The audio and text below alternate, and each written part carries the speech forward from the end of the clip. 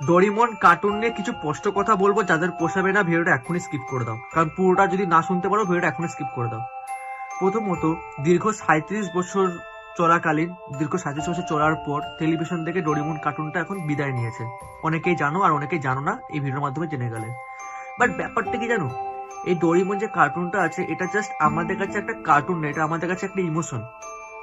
মনে পড়ে সেই স্কুল থেকে আসার সময় বাড়ি এসে টিভি খুলে ডোরিমন দেখার মজাটা, পড়া বাং করে একটু পড়া পড়তে পড়তে ডোরিমন কার্টুনটা এক ফাঁকে ফাঁকে দেখা।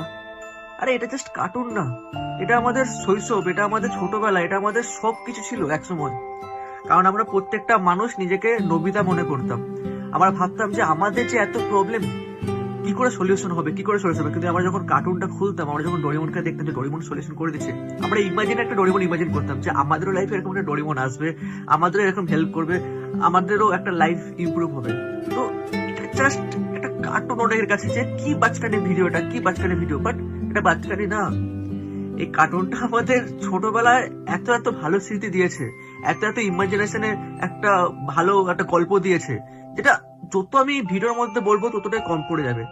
তো হ্যাঁ, মিস করবো এবার টিভিতে দেখাটা, এবার মিস করবো সেই খেতে খেতে বসে বসে দেখা। হ্যাঁ, দেখলে এখন ইউটিউবে সব দেখতে হবে, কিন্তু ওই টিভিতে দেখা যে মজাটা মিস করব।